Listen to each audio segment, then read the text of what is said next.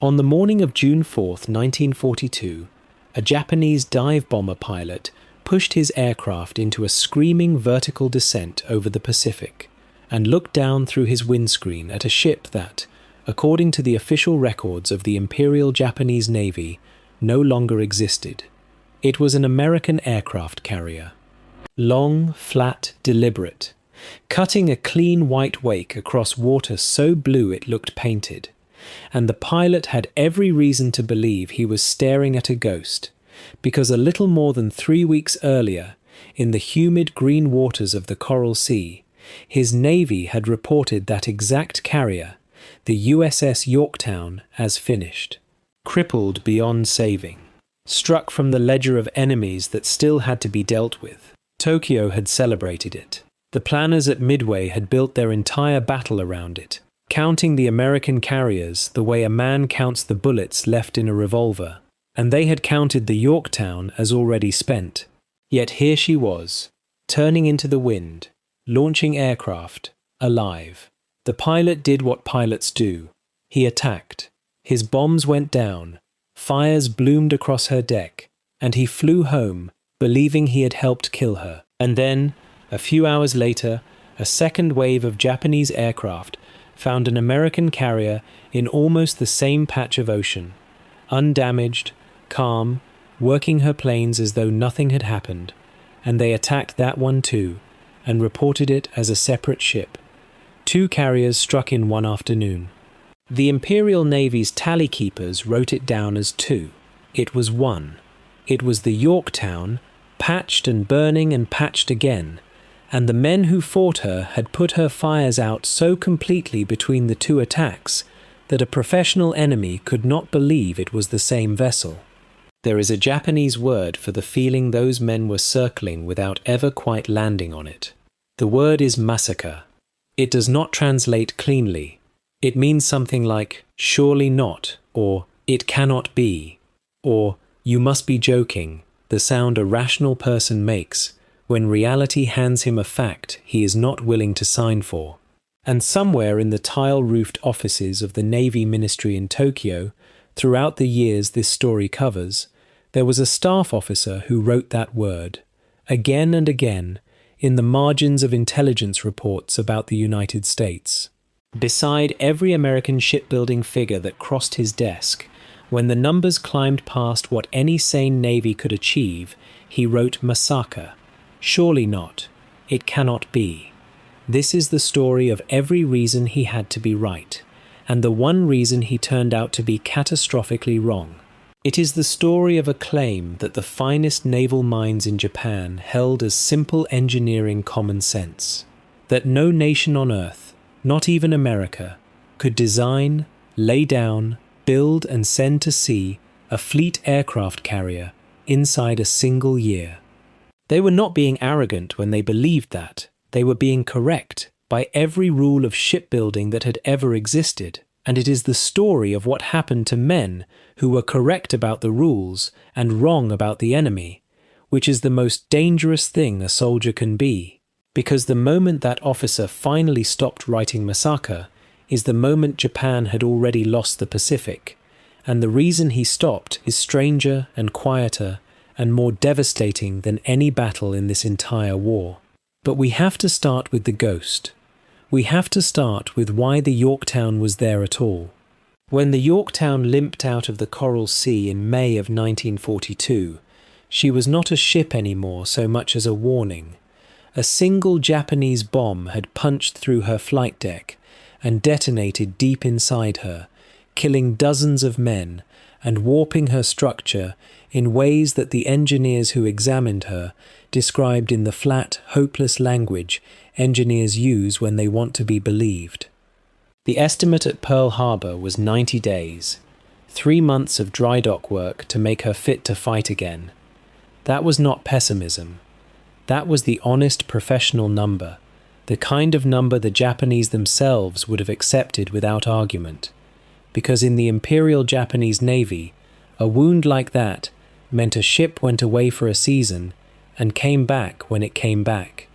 90 days was reasonable. 90 days was correct. Admiral Chester Nimitz looked at the 90-day estimate and gave the yard 3. What happened next has no equivalent on the Japanese side of the war, and that absence is the whole point. 1,400 men descended on the Yorktown in the dry dock at Pearl Harbor and did not leave. They worked in shifts that did not stop for darkness or for meals or for the simple human need to be somewhere else. The power demand was so enormous that Honolulu had to schedule rolling blackouts across the city to feed the welding torches. Steel that should have been fabricated over weeks was cut, bent, and slammed into place in hours. They did not restore the Yorktown. They did not have time to restore anything. They performed a kind of violent field surgery on a 15,000-ton animal and kicked it back out to sea before it understood it was supposed to be dying. 72 hours after she entered that dry dock, the Yorktown sortied for Midway under her own power, her welds still cooling, workmen reportedly still aboard, as she cleared the harbour, finishing jobs that would ordinarily have kept her tied to a pier until autumn. So when that dive bomber pilot looked down and saw a dead ship steaming, he was not hallucinating, and he was not facing witchcraft. He was facing a repair. And a repair, you might reasonably say, is not the same thing as a miracle. Anyone can patch a ship in a hurry if they are desperate enough and reckless enough, and the Yorktown, for all her defiance, was still sunk in the end, torpedoed by a Japanese submarine 3 days later and gone to the bottom for good. The Japanese, in the cold arithmetic of the ledger, could tell themselves they had been right about her after all. She died. The ledger is balanced. But that is where the real question begins, and it is a question the ledger could not answer, because a repaired ship is not a new ship. The Yorktown proved that the Americans could save a carrier they already had. It proved nothing about whether they could make more. And the entire war in the Pacific, every island, every fleet, every life, came down to a single piece of arithmetic that the Japanese thought they had already solved. Not whether America could patch its wounded, whether America could build carriers faster than Japan could sink them. The Japanese had run that calculation. They ran it carefully, with good data and sound engineering, and they arrived at an answer they were willing to stake the Pacific on. The answer was no, and they were wrong, and the reason they were wrong is the strangest part of this entire story, because at least one man in the Japanese Navy had already seen the thing that would prove them wrong with his own eyes, and had spent years trying and failing to make his own service believe him. His name was Isoroku Yamamoto, and he was the architect of Pearl Harbor. We remember Yamamoto now as the man who planned the attack that dragged America into the war, which is a strange thing to remember him for, because Yamamoto spent much of his career arguing against exactly that war. He was not a peace activist. He was something more useful and more tragic than that. He was a man who had actually been to the country he was being ordered to fight. As a young officer in the 1920s, he had studied at Harvard and later served as a naval attaché in Washington. And in between, he had done the thing almost none of his colleagues had ever done. He had gotten on trains and crossed the United States and looked at it. He had seen the automobile plants of Detroit stamping out cars by the hundreds of thousands. He had seen the oil fields of Texas, black derricks marching to the horizon, pumping more petroleum in a week than the Japanese Empire could dream of hoarding in a year. He had walked through a civilization that measured itself not in craftsmanship, but in output, and he had understood, in a way that could not be ununderstood, what that civilization would do if you made it angry. When the government asked him, in 1940, what would happen if Japan went to war with the United States, Yamamoto did not flatter them. He told them the truth as he had seen it with his own eyes. In the first 6 months, he said, perhaps for a year, he would run wild. He would win victory after victory, and he meant it.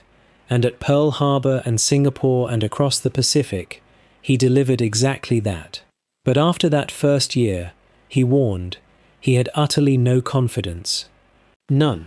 He was telling his own government that the war they wanted was a war against a clock, and that the clock belonged to the Americans. You will often hear that Yamamoto said something else after Pearl Harbor, that he had woken a sleeping giant and filled it with a terrible resolve. It is one of the most famous lines of the entire war. He almost certainly never said it. There is no record of it in anything he wrote. It comes to us from a film made decades later, and historians have looked for the original and come up empty. And in a way, the fact that we cling to the invented quote instead of the real one tells you everything about how badly we want the moment to be poetic. Because the real warning was not poetry. It was an engineering estimate, delivered years before the first bomb fell, by the one Japanese officer who had personally counted the machines. He did not need to invent a giant. He had seen the factories. He knew. And here is the part that should stop you cold. Even Yamamoto, the pessimist, the Harvard man, the one who had walked through Detroit, even he underestimated how fast it would come. Because the thing the Americans were about to do was not merely to build carriers. It was to build them in a way that broke the very definition of the word build, and there was no category in any navy on Earth, including the American one at the start, that was ready for it.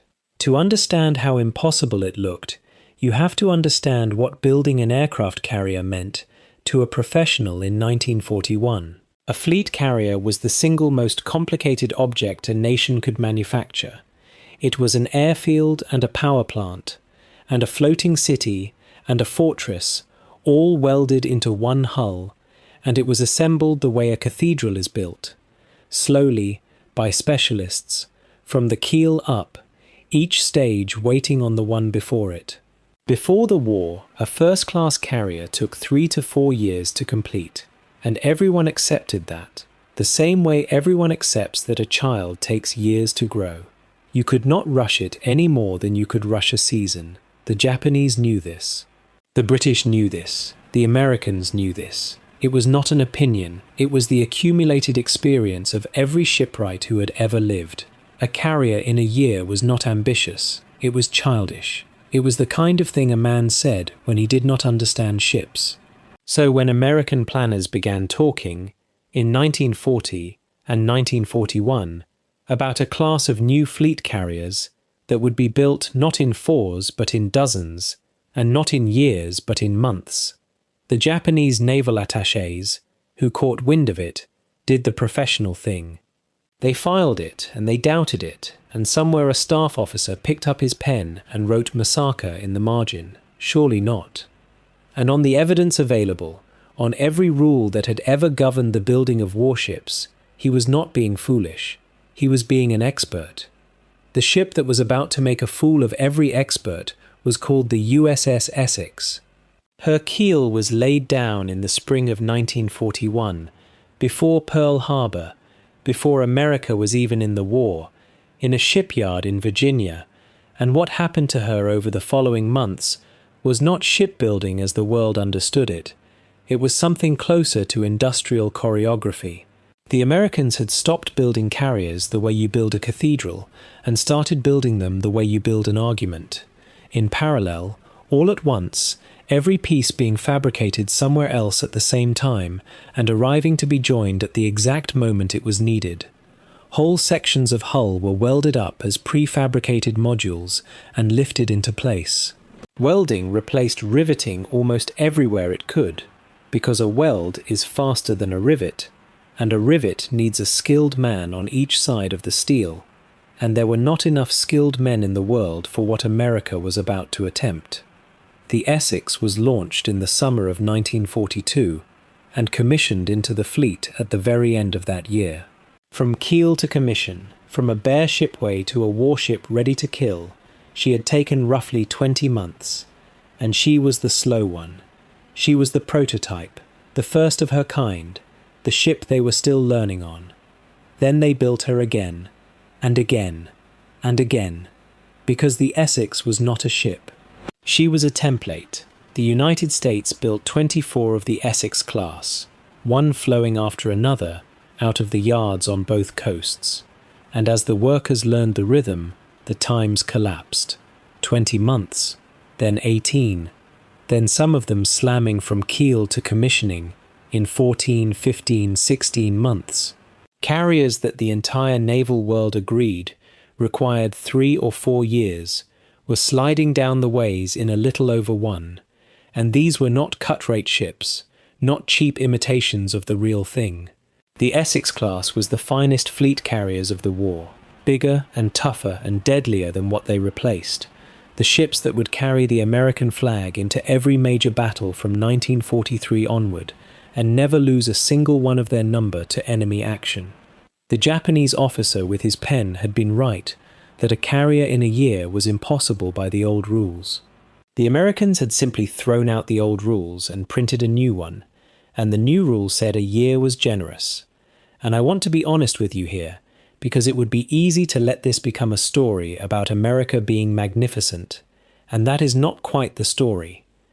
This is a story about disbelief, and the Essex class alone does not fully explain the disbelief, because a professional could look at the Essex program and grudgingly, painfully, revise his estimate. 24 fleet carriers in 3 years is a nightmare, but it is a nightmare a naval mind can process. It is still ships being built by shipbuilders in shipyards. It is fast, but it is recognizable. What broke the mind? What made the officer in Tokyo grip his pen and write massacre, not as skepticism, but as something closer to fear, was not the Essex class at all. It was a man who had never built a ship in his life, in a state that barely had a coastline, and what he did to the word impossible is the reason the Japanese lost the ability to trust their own arithmetic. His name was Henry Kaiser, and before the war, he was not a shipbuilder. He was a builder of other things, roads, dams, the enormous concrete monuments of the American West. He had helped raise the Hoover Dam. He knew nothing about the ancient guild traditions of the shipwright, and that turned out to be the most valuable thing about him, because he did not know what was supposed to be impossible, so he did not respect it. Kaiser looked at a ship the way he looked at a dam, as a problem of pouring standardized material into a standardized form, fast, over and over, by workers you trained in weeks rather than years. He built cargo ships first, the famous Liberty ships, the plain grey workhorses that carried America's war across 2 oceans. The old shipbuilders said his methods were crude. Then Kaiser's yards built a Liberty ship keel to launch in 4 days and 15 hours. 4 days. As a stunt, yes, to prove a point, but the point was made, and it was a point aimed straight at the heart of every navy that believed ships were grown rather than manufactured. And then Henry Kaiser turned that same terrible logic on aircraft carriers. They were called escort carriers, smaller than the great Essex fleet carriers, slower, thinner-skinned, built on cargo ship hulls, and the sailors who served on them had grim jokes about how flammable they were. But they were carriers. They had a flight deck, they launched aircraft, they hunted submarines and covered invasions, and put air power over the fleet, and there was one number attached to them that no one in the Japanese Navy could make their peace with. Kaiser's yard in Vancouver, Washington, on a river hundreds of miles from the open sea, in a place that had never built a warship, turned out these escort carriers at a pace that reads like a misprint. At the peak, they were completing one about every week. Not every year, not every month, a week. From keel to commissioning, the whole class averaged around 3 months per ship, and Kaiser built 50 of them. 50 aircraft carriers, from one program, from a man who 3 years earlier had never welded a hull. 50. Add them to the 24 Essex fleet carriers, and the 9 fast light carriers the Americans had improvised by rebuilding cruiser hulls halfway through construction, and the smaller escort carriers pouring out of other yards, and the number becomes something a human being cannot really feel. The United States built more than 150 aircraft carriers during the Second World War. More than 150.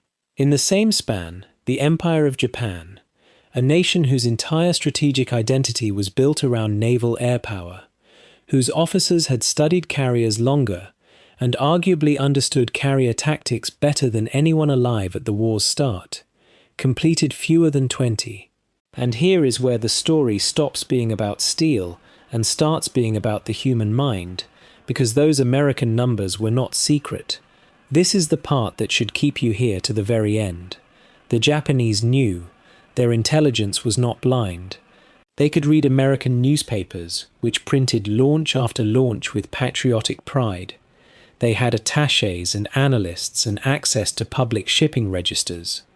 The figures were, by the standards of wartime secrecy, almost embarrassingly available. The officer in Tokyo with his pen was not writing massacre because he lacked the data. He was writing it because he had the data and could not accept it. He was looking at a true number and calling it a lie, not out of stupidity, but out of something deeper and far harder to fix. So the real mystery of this entire story was never whether America could build a carrier in a year. We have answered that. They could build one in a year and then bury you under 100 more. The real mystery is this. Why did some of the most intelligent, best trained, most professional naval officers in the world refuse to believe a fact that was sitting on their own desks in black ink? Why did they keep writing surely not over a number that was simply verifiably so? The answer is that Japan and America were not building the same thing, even though they used the same word for it, and the difference between them was not a difference of factories. It was a difference of the soul. To the Imperial Japanese Navy, a warship was a masterpiece. This was not a flaw in their thinking. It was the highest expression of a magnificent tradition.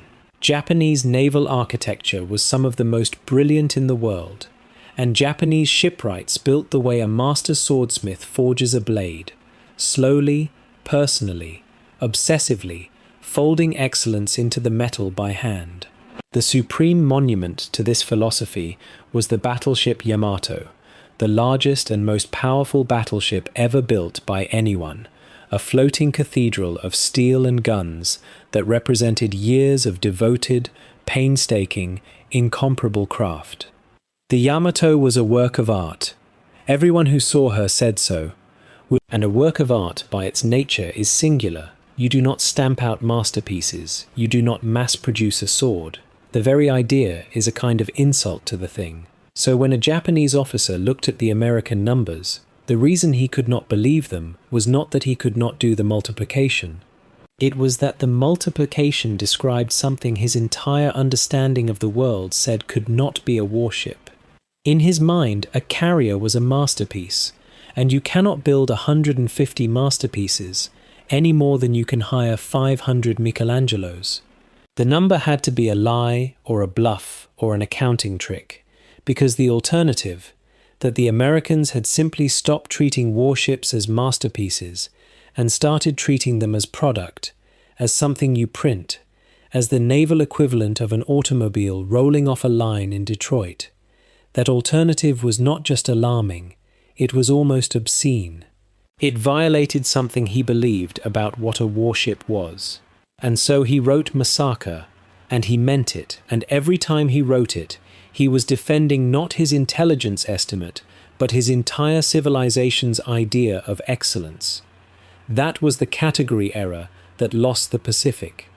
Not a failure of courage, not a failure of skill, the Japanese Navy was, ship for ship and man for man, superb almost to the very end. It was a failure to accept that the enemy was playing a different game with the same pieces, that America had looked at the sacred, years-long art of shipbuilding and asked a question no shipwright is ever supposed to ask. What if we simply made 1,000 of them, quickly, and did not care whether any single one was beautiful? The war did not care about the argument. The war only counted hulls. And so the question that remains is the human one, the one this whole story has been walking toward. What does it feel like, for a proud and intelligent man, when the impossible number stops being a number on a page and comes over the horizon in the flesh? What does it feel like when surely not finally arrive? It arrived in June of 1944, in the waters near the Mariana Islands, and it is remembered by a name so casually brutal that it tells you everything about how the arithmetic had turned. The Americans called it the Great Marianas Turkey Shoot. By then, 2 years after the Yorktown steamed out of that dry dock trailing sparks, the American numbers had finished becoming ships, and the ships had finished crossing the ocean, and they were all there at once. Task forces of fleet carriers, the Essex-class ships that the officer in Tokyo had refused to believe existed, sailing in groups, each group larger than the entire striking fleet that had once attacked Pearl Harbor, and behind them, the light carriers and the escort carriers, an ocean that had grown flight decks the way a field grows wheat. The Japanese came out to fight it, bravely, with a carrier fleet that would have been overwhelming 3 years earlier, and was now simply outnumbered, outbuilt, outproduced. Their pilots, the survivors of the old elite thinned by 2 years of losses they could not replace, because Japan had never learned to mass-produce men any more than it had learned to mass-produce ships, flew into the American formations and were annihilated. Hundreds of aircraft fell in a single day. American pilots, stunned, described it less as a battle than as a harvest. Japan lost 3 carriers and the irreplaceable heart of its naval air power in about 48 hours, and it never mounted a meaningful carrier battle again. Mitsuo Fuchida, the officer who had led the airplanes over Pearl Harbor on the first morning of the war, lived to write about the disbelief of these later years, and the despair in his account is not the despair of a man who was beaten by better sailors. It is the despair of a man who watched an ocean fill up with an enemy that was not supposed to be able to be there, in those numbers, that fast. The Americans had not outfought Japan at the Marianas so much as outmanufactured it, and every Japanese officer who survived that battle understood, whether he could say it aloud or not, that the thing they had refused to count had finished counting itself. And somewhere, in an office in Tokyo, over a report, with the tallies from the Marianas in front of him, I believe the officer with the pen finally set it down, not because he had run out of ink, because Masaka no longer meant anything. You cannot write surely not beside a fact that has already sailed into your home waters and burned your fleet. The impossible number had stopped being a claim to doubt and become the weather, become the tide, become the simple, unarguable condition of the world. There was no word left for it. Surely it had not happened. Surely not. The Pacific Ocean was now, from horizon to horizon, and it was flying an American flag.